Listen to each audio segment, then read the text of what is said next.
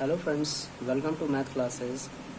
पिछले वीडियो में हमने डिस्कस किया था एक्सरसाइज 1.2 के 7 क्वेश्चनों का हल देखा था हमने। अब इसमें 8वें प्रश्न का हल देखेंगे। इसमें लिखा है 2 की घात 3 गुणे 3 गुणे 5 तथा 2 की घात 4 गुणे 5 गुणे 7 का एलसीएम ज्ञात कीजिए। तो दोस्तों आइए देखते हैं इसका हल कैसे होगा। हमारे पास पहली संख्या जो लिखी है वो हम लिख सकते हैं। पहली संख्या वह है 2 की घात 3 गुणे 3 गुणे 5 और दूसरी संख्या जो है वह है 2 की घात 4 गुणे 3 माफ कीजिएगा गुणे 5 और गुणे 7। अब इसमें हम यहाँ पर सबसे अधिकतम घात, सभी संख्याओं की अधिकतम घात लिख लेते हैं। बस उन्हीं का गुणनफल ही इसका एलसीएम होगा। तो आइए देखते हैं 2 की अधिकतम घात कितनी है। 2 की अधिकतम घात वह क्या है 2 की घात 4। 3 की अधिकतम घात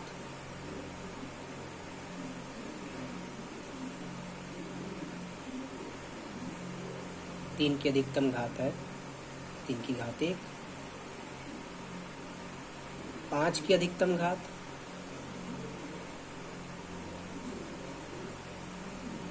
वह क्या है 1 और 7 की अधिकतम घात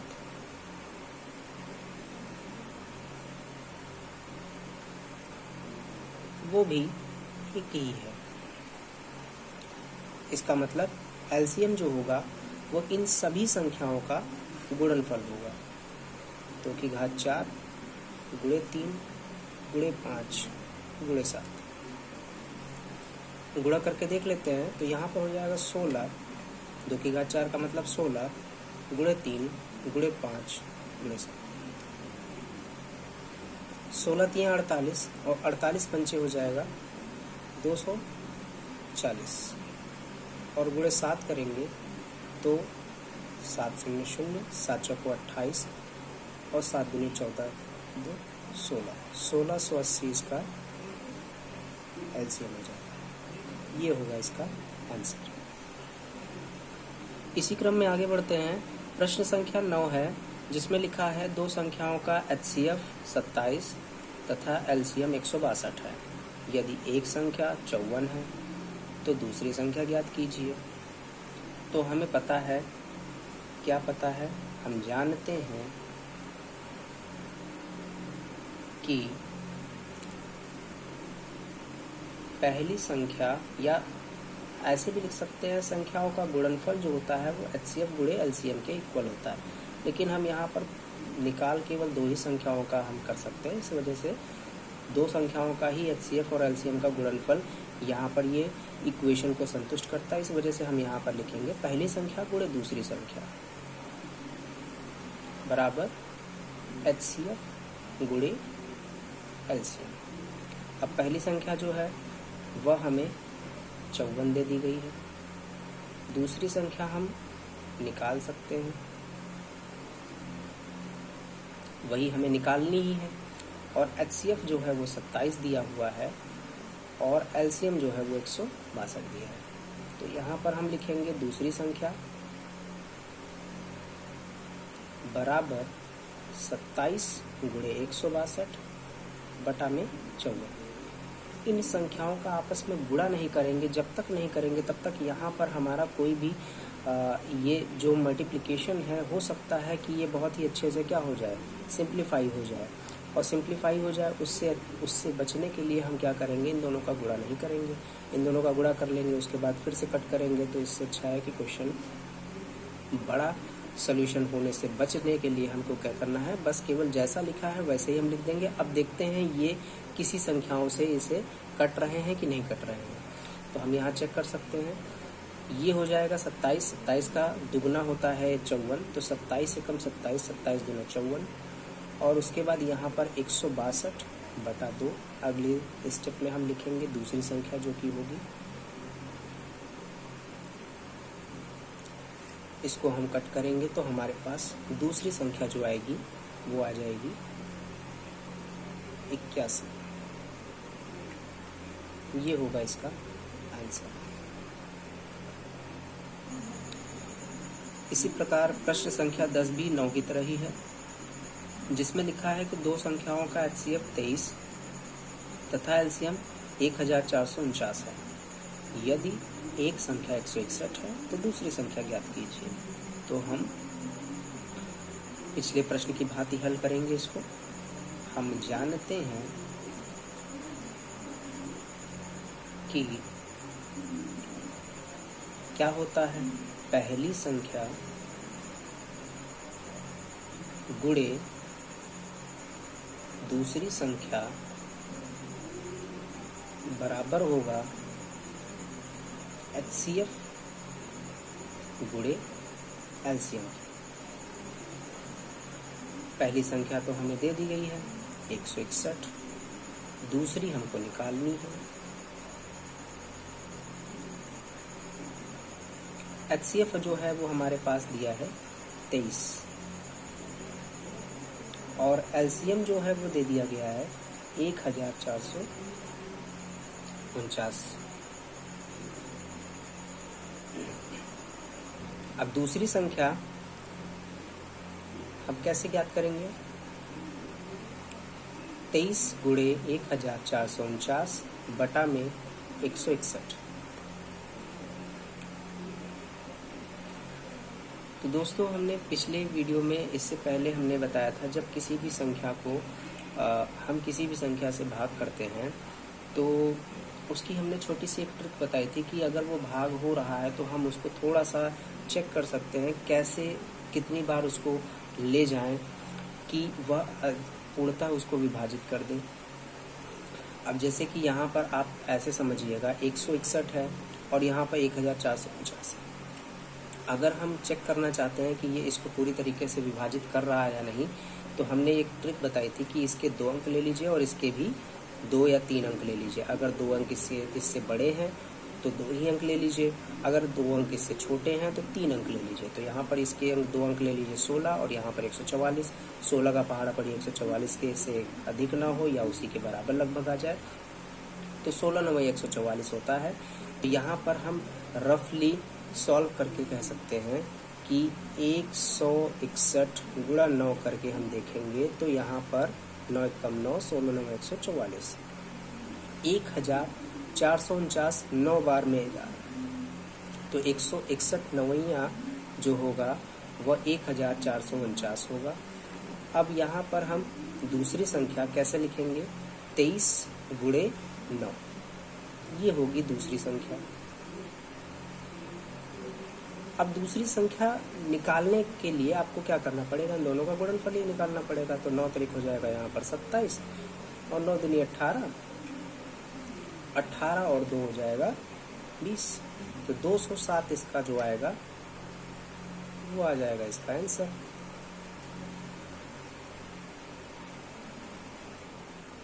इसी क्रम में प्रश्न संख्या 11 है, वह भी 9 और 10 की भांति है। दो संख्याओं का HCF 11 तथा एलसीएम 7700 है। यदि एक संख्या 275 है तो दूसरी संख्या ज्ञात कीजिए। तो हम वही लैंग्वेज फिर से लिखेंगे। हम जानते हैं कि पहली संख्या गुणे दूसरी संख्या बराबर होगा HCF गुणे एलसीएम। पहली संख्या जो हमारे पास 275 है, दूसरी संख्या ही तो ज्ञात करनी है। HCF जो होगा वो 11 है और ये 7700 है। तो दूसरी संख्या हमारी जो होगी वो होगी 11 गुणे 7700 बटा 275। 11 से यह पूर्णतः विभाजित है कि नहीं, इसके लिए आपको क्या करना पड़ेगा? इसको चेक कर सकते हैं। 11 दूना 22 और 11 पचे 55, हाँ कट जाएगा। 11 कम 11, 11 दूना 22 और 11 पचे 55। यह आ जाएगा 7700 बटा 25। ये होगा दूसरी संख्या। अब इसको जरा 5 से हम काट के देखते हैं। 5 कम 5 बचेगा हमारे पास 2, 50 25। यहाँ पर बचेगा हमारे पास 2, 5 चौको 20 और 0 हमारे पास। अब इसको फिर से काटते हैं 5 से, 5 हैं 15, 40 तो इकट्ठे होगा नहीं तो यहाँ पर 0 लगाएंगे और 5 अट्ठे 40 लिखेंगे। तो 308 इसका आ गया इसका आंसर, दूसरी संख्या।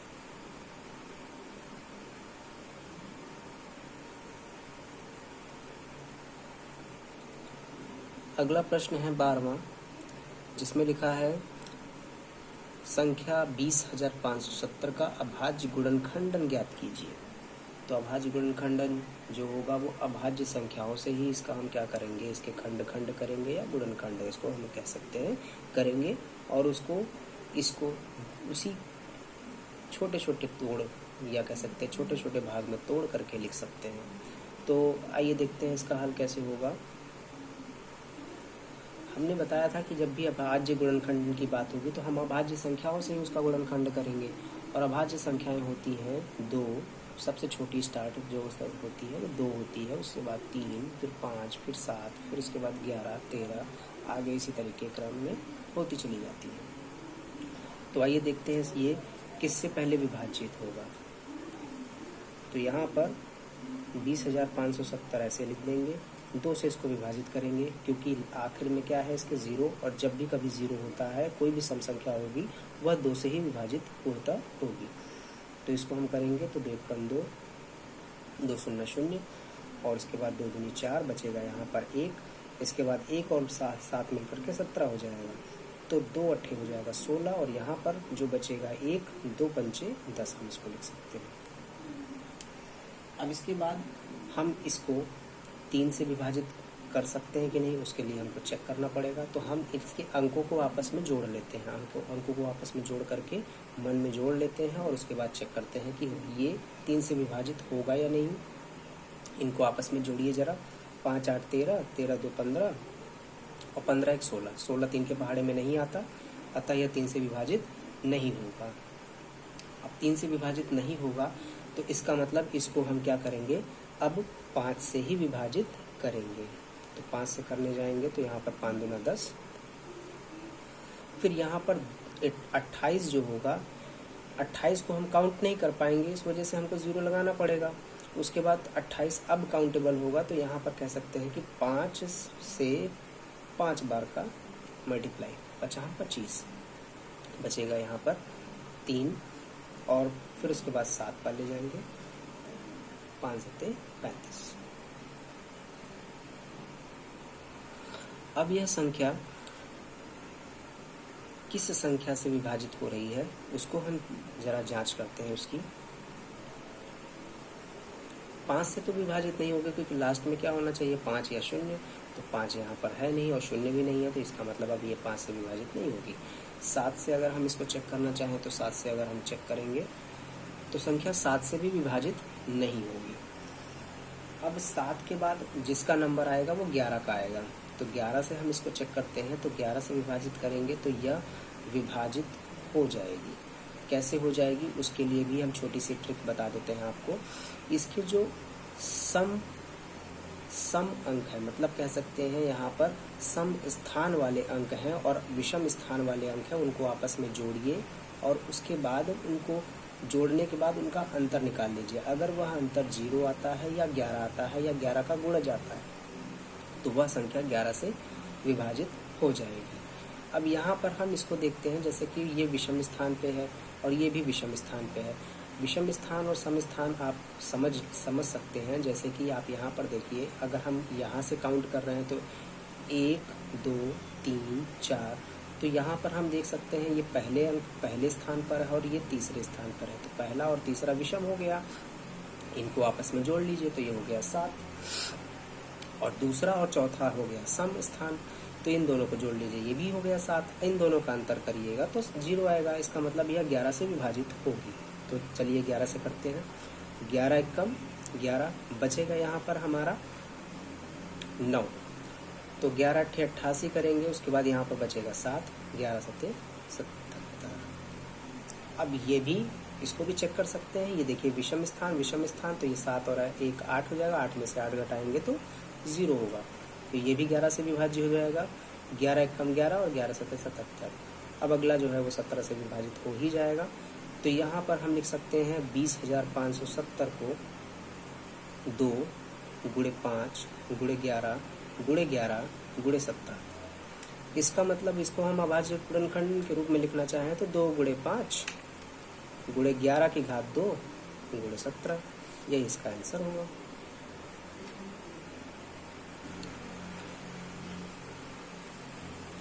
आइए प्रश्न संख्या 13 देखते हैं, जिसमें लिखा है अभाज्य गुणनखंड विधि से निम्न संख्याओं का एलसीएम तथा एचसीएफ ज्ञात कीजिए। माफ कीजिएगा, यहाँ पर एचसीएम लिखा हुआ है, एचसीएफ ज्ञात कीजिए। एचसीएफ ज्ञात कीजिए। तो चलिए देखते हैं, प्रश्न यहाँ पर दिया हुआ है 12, 15 और 21। हम आपको बताना चाहेंगे कि इस प्रश्न में आपको सेम टू सेम वैसा ही प्रोसेस करना है जैसा कि पहले चलता था। अभाज्य गुणनखंड जैसे निकालते हैं वैसे ही निकालेंगे, और उसके बाद जब कभी हमको एलसीएम निकालना होगा तो संख्याओं की अधिकतम घात ले लेंगे, और जब हमको एचसीएफ निकालना होगा तो संख्याओं की निम्नतम घात ले लेंगे। बस और कुछ नहीं करना है। चलिए एक क्वेश्चन बताते हैं, आपको अच्छे से समझ में आ जाएगा। यहाँ पर 12 का क्या करिए, आप पहले अभाज्य गुणनखंड निकाल लीजिए।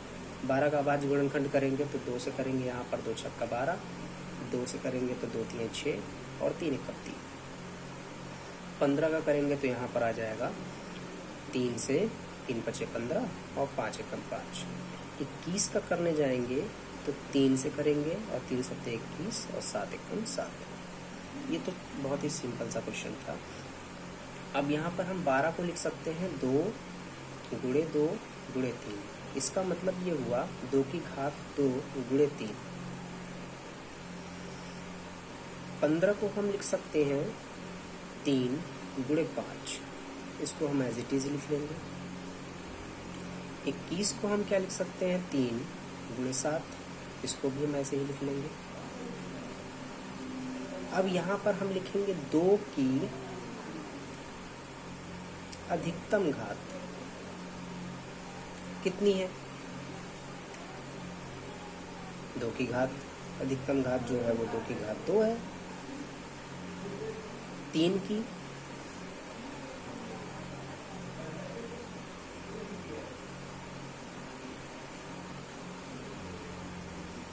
वह 3 की घात 1 हो गई। 5 की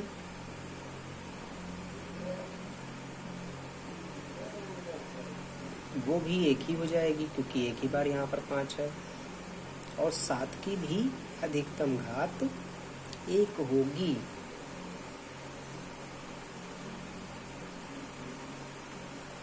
अतः एलसीएम जो होगा उसको हम लिख सकते हैं अधिकतम घातों का गुणनफल।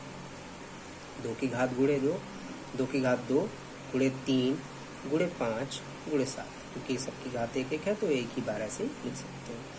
इसका मतलब हो जाएगा 4 गुणे 3 गुणे 5 गुणे 7। अब इसका गुणा कर लीजिए।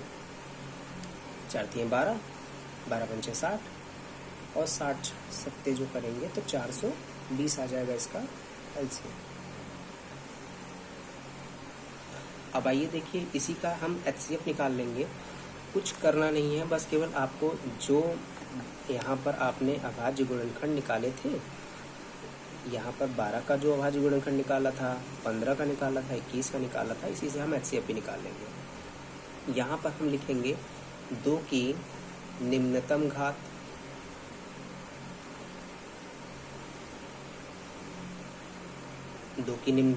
इसमें सबसे ध्यान से देखिए। 2 की निम्नतम घात यहाँ पर क्या दिख रही है। 2 की निम्नतम घात, किसी में भी 2 की निम्नतम घात जो है वो क्या है, 0 है ना।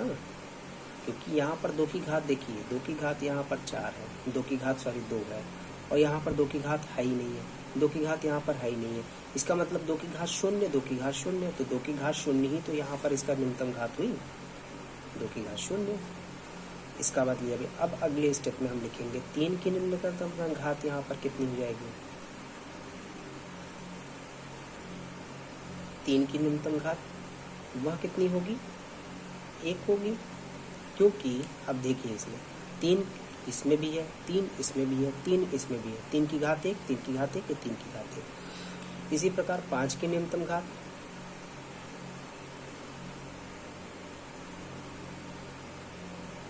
वह क्या है, 5 की घात 0, क्योंकि यहाँ पर 5 इसमें नहीं है, इसमें है, इसमें नहीं है। इसी प्रकार 7 की न्यूनतम घात जो होगी वो भी 7 की घात क्या हो जाएगी, 0 हो जाएगी। अब HCF निकालने के लिए आप इनका गुणा कर लीजिए आपस में, 2 की घात 0 गुणे 3 की घात 1 गुणे 5 की घात 0 गुणे 7 की घात 0। किसी भी संख्या की घात 0 होती है तो वो क्या होता है, 1 होता है। तो 1 गुणे 3 गुणे 1 गुणे 1, तो यह आ जाएगा यहाँ पर HCF बराबर 3। तो हमारा आंसर जो आया वो आया LCM 420 और HCF 3। प्रश्न संख्या 13 ही है, जिसका दूसरा पार्ट है, जिसमें आपको फिर से वही अभाज्य गुणनफल विधि से निम्न संख्याओं का HCF और LCM ज्ञात कीजिए, वही प्रश्न है, उसी से ही हल करना है। तो दूसरे पार्ट में भी हम जैसा पहला क्वेश्चन किए थे वैसा ही क्वेश्चन इसमें भी करेंगे। यहाँ पर हम 8, 9 और 25 का अलग अलग अभाज्य गुणनखंड निकाल लेते हैं। तो 2 चौको 8, 2 दूनी 4, तो 1 2, 3 त्रिक्का 9 और 3 ऊपर 3।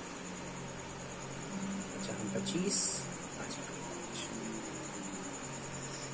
अब यहाँ पर हम वही चीज प्रोसेस लिखेंगे। यहाँ पर हो जाएगा 2 की घात 3 डायरेक्ट लिख सकते थे, लेकिन यहाँ पर 2 गुणे 2 गुणे 2 करने के बाद यहाँ पर हम 2 की घात 3 लिख देते हैं।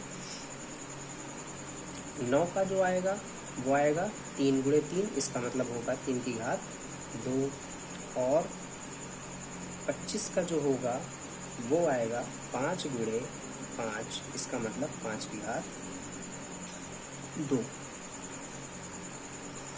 अब यहाँ पर हम लिखेंगे इस अभाज्य संख्याओं में 2 की अधिकतम घात,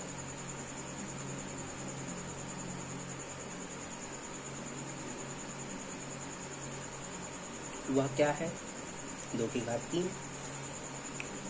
3 की अधिकतम घात,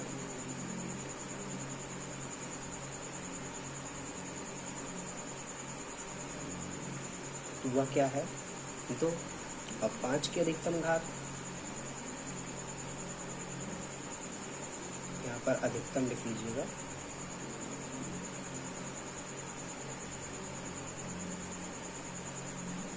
वह क्या है, 5 की घात 2। अब एलसीएम जो होता है वो क्या होता है, अधिकतम घातों का गुणनफल।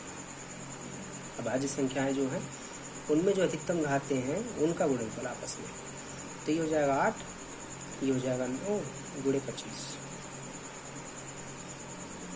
अब इसका गुणा कर लेते हैं आपस में। 25 8 हो जाएगा एक प्रकार से 200, और 200 9 हो जाएगा 1800। तो 1800 इसका आ जाएगा एलसीएम। एलसीएम तो आ गया। आइए देखते हैं एचसीएफ। एचसीएफ के लिए आपको क्या करना पड़ेगा, वही प्रोसेस, 2 की निम्नतम घात, वो क्या हो जाएगी, 2 की निम्नतम घात। इसमें देखिए यहाँ पर 2 की घात तो है अधिकतम, लेकिन इसमें 2 की निम्नतम घात इन दोनों में क्या है, 0। 3 की निम्नतम घात,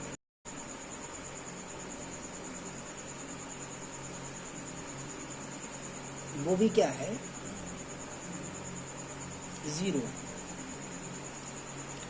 अब यहाँ पर 5 की निम्नतम घात करेंगे,